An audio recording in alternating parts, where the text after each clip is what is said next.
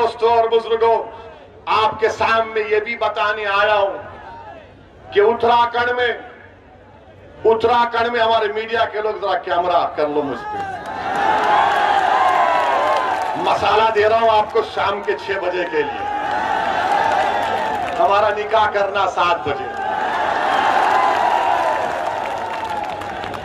माशाअल्लाह हफ्ते में 2 बार हमारा अख्द होता है टीवी के ऊपर, निकाह होता है हमारा, दूल्हा बनाकर पेश किया जाता है हमको। ये देखो ये बोला वो बोला, ऐसे बोला वो बोला। अरे अल्लाह जबान दिया तो बोलने के लिए दिया ना, गुंगा रहने के लिए तो नहीं दिया है ना। संविधान के दायरे में रहकर बोल रहा हूं, तुमसे संविधान सीखना नहीं है, मैं तुमको सिखा सकता हूं संविधान। उत्तराखंड हरिद्वार में एक धर्म संसद हुआ। क्या हुआ? अब धर्म संसद में उत्तराखंड में बीजेपी की सरकार, आज भारत के प्रधानमंत्री नरेंद्र मोदी गुजरात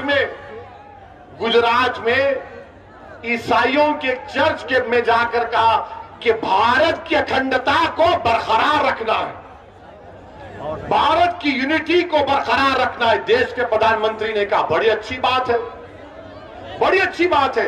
मगर हम देश के प्रधानमंत्री से पूछना चाह रहे हैं कि उत्तराखंड में आपकी सरकार है और उस सरकार में वहां पर एक धर्म संसद हुआ जिसमें उसका नाम क्या रखा गया? इस्लामिक भारत में सनातन का भविष्य, ये हुआ है। अच्छा, उसमें क्या कहा गया? उसमें चलिए मैं लफ्ज़ मुसलमान नहीं बोलूंगा क्योंकि योगी और मोदी और उनके चमचों को बड़ी आपत्ति होगी।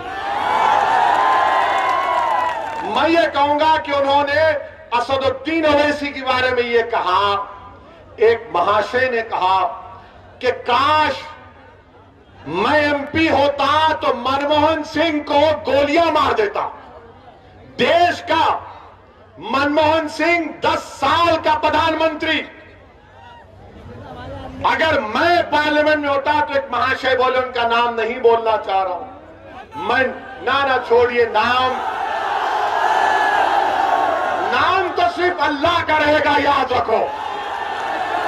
नाम तो सिर्फ अल्लाह का रहेगा और किसी का नाम नहीं रहेगा इंशाअल्लाह ताला। अब उस पर भी इनको तकलीफ हो जाएगी। तो एक महाशय ने कहा कि अगर मैं पार्लियामेंट में होता तो नाथूराम गोडसे की तरह 6 गोलियां भारत के एक्स प्राइम मिनिस्टर को गोली मार देता। अब आप सोचिए थोड़ी देर के लिए, जो मोदी के भक्त हैं उनसे भी कह रहा हूं, अगर कोई फेसबुक पर योगी और मोदी के बारे में कुछ अनाप शनाप लिख दे तो 4 घंटे के अंदर हजरत पुलिस उसके घर को पहुंच जाती, चल हमारे साथ। खाली फेसबुक पर देश के एक प्रधानमंत्री के ओहदे पर रहने वाले मनमोहन सिंह से कहा जा रहा है कि अगर हम होते तो तुझे 6 गोलियां मार देते। आपको मालूम, लंबा अरसा हो चुका ये होकर, 4-5 दिन हो चुके, एक भी गिरफ्तारी नहीं हुई, एक भी गिरफ्तारी नहीं हुई है। अरे मनमोहन सिंह की तो इज्जत नहीं करते तो देश के प्रधानमंत्री के ओहदे की तो इज्जत करो। आज मोदी प्रधानमंत्री है, कल कोई और होगा इंशाअल्लाह, मगर उस ओहदे की तो अजमत, उसका इकबाल रहना चाहिए ना। कोई कैसे खड़े होकर कह सकता है, कोई कैसे खड़े होकर कह सकता है कि मैं पार्लियामेंट में होता तो 6 गोलियां मार देता? मगर कोई एक्शन उत्तराखंड की बीजेपी की सरकार ने नहीं लिया। एक और महाशय थे, उन्होंने क्या कहा? उत्तराखंड के ईसाइयों को कहा क्रिसमस नहीं मनाना, क्रिसमस मनाओगे तो फिर तुम्हारी खैर नहीं है। अच्छा, एक और महाशय ने कह दिया कि मैं भगवा संविधान दे रहा हूं। अब हम पूछना चाहते हैं मोदी जी से, क्या आप ये भगवा संविधान को लेकर आएंगे या अंबेडकर के बना हुए संविधान को बरकरार रखेंगे? संविधान की धज्जियां उड़ाई जा रही हैं। बीजेपी, नरेंद्र मोदी सन्नाटे में है और फिर एक और मैडम ने कहा, वन मैडम हैज सेड, क्या कहा मैडम ने? मुझे 100 सिपाही चाहिए जो 20 लाख ओवैसी की तरह लोगों को मार दे। भाषण में कहा, कमरे में नहीं, भाषण में कहा। और कहा कि भारत का संविधान गलत है और भारत के लोगों को नाथूराम गोडसे की पूजा करनी चाहिए। क्या करनी चाहिए? पूजा करनी चाहिए। वो गांधी का कातिल हरामी गोडसे की पूजा करेंगे। इस आजाद हिंदुस्तान का अगर सबसे पहला टेररिस्ट कोई था, नाथूराम गोडसे था। और मैडम बोल रही है उसकी पूजा करनी चाहिए। अच्छा, एक और महाशय बोले, क्या बोले?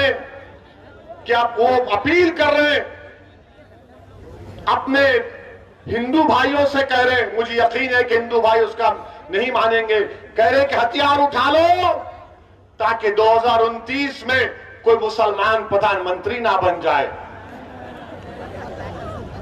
और फिर वही एक और साहब कह रहे कि जिस तरह म्यांमार में रोहिंग्या मुसलमानों को उनके मुल्क से निकाल दिया गया, उसी तरह मुसलमानों से उस तरह का हशर करना चाहिए। कोई मुकदमा नहीं, कोई गिरफ्तारी नहीं। और फिर एक और महाशय ये कह रहे कि शस्त्र रखो, तलवार रखो और जंग तलवार के जोर पर जीती जाएगी। और फिर एक और महाशय ने कहा कि मुसलमानों के गांव को खाली कर दो। और एक और महाशय ने कहा कि जब तुम हमारी इस धर्म संसद से जाओगे तो ये इरादा करके जाओ कि किसी को नहीं छोड़ा जाएगा, रोहिंग्या मुसलमानों की तरह भारत के मुसलमानों का हशर कर दिया जाएगा। मैं नरेंद्र मोदी से एक सवाल कर रहा हूं, आपने गुजरात में आज कहा कि देश की यूनिटी को, अखंडता को बरकरार रखना चाहिए। बताओ, देश के प्रधानमंत्री, आप मेरे भी प्रधानमंत्री हैं, आप देश के प्रधानमंत्री हैं, आपने भारत के संविधान पर हल्फ लेकर भारत के तमाम नागरिकों की हिफाजत का जिम्मा आपने लिया है। बताओ क्या आप इनकी बातों से मुत्तफिक है? अगर नहीं है तो फिर ये खुले क्यों घूम रहे हैं? और बाबा ये बताओ, ठोक दो, क्या करोगे तुम अब? ये धर्म संसद में इस तरह की बकवास कही गई और वहां के डीजीपी साहब कहते हैं अनलॉफुल एक्टिविटीज प्रिवेंशन एक्ट नहीं लगेगा। डीजीपी साहब, हमको भी थोड़ा कानून आता है, आपकी तरह नहीं आता होगा, मगर भारत का कानून यह है कि जब भारत की आर्मी से कह रहे हैं लोग मुसलमानों को मार दो, तो क्या आप 121A का दफा नहीं लगा सकते? क्यों नहीं लगाया आपने, मेरा एक सवाल। और फिर आप 124A लग सकता है, धमकी 503 लग सकता है, आर्म्स एक्ट लग सकता है, और फिर आप सेक्शन 108 अबेटमेंट लग सकता है। और अगर यूएपीए नहीं लग सकता तो झूठ, यूएपीए में आप इन तमाम ऑर्गेनाइजेशन को बैन करो इनको जो मनमोहन सिंह को मारने की धमकी दे रहे हैं, जो मुसलमानों को, भारत के मुसलमानों को, रोहिंग्या मुसलमानों का हाल करना चाहते। कुछ एक्शन बीजेपी नहीं लेगी। मेरे अजीज दोस्तों और बुजुर्गों, ये इस तरह की बातें ये लोग कर रहे हैं और बीजेपी के लोग ओवैसी की 45 सेकंड की तकरीर पे पेट में दर्द हो जाता है। आप सोचिए, नहीं ये जज्बात में लाने के लिए नहीं कह रहा हूं, याद रखिए, ये अंग्रेजी में बोलते ना, नहीं ये फ्रिंज है, ये फ्रिंज नहीं, ये मेन एलिमेंट है। जो बीजेपी इनकी सरपरस्ती कर रही है, बीजेपी इनकी तारीफ कर रही है, संघ परिवार इनकी सरपरस्ती कर रही है और इस तरह के बुरे ख्यालात इनके। अब बताओ आप कि एक मजहब के मानने वालों को, जो भारत के बाइज्जत शहरी है, अकलियत है, अल्पसंख्यक है, माइनॉरिटी है, उनको मारने की बातें हो रही हैं और कोई केस कोई गिरफ्तारी अब तक नहीं होती। अच्छा, अब सवाल यह पैदा होता है कि क्या अखिलेश यादव की पार्टी ने इनके खिलाफ कंप्लेन की? उत्तराखंड में भी समाजवादी है। कांग्रेस इलेक्शन लड़ने जा रही है, क्या कांग्रेस ने कंप्लेन दी? किसने दी? मजलिस इत्तेहादुल मुस्लिमीन के डॉक्टर नैयर कासमी ने जाकर कंप्लेन दी। क्यों कंप्लेन नहीं दी समाजवादी और कांग्रेस ने? तो बोलेंगे वो वोट नहीं मिलेगा हमको, वो वोट नहीं मिलेगा हमको। अरे तुम वोट की क्यों बात कर रहे? देश को बचाओ। जब देश बचेगा तो जमहूरियत रहेगी। ये देश में एनार्की पैदा करना चाह रहे, मगर समाजवादी कुछ नहीं बोलेगी, कांग्रेस कुछ नहीं बोलेगी। और क्या बोलेगी?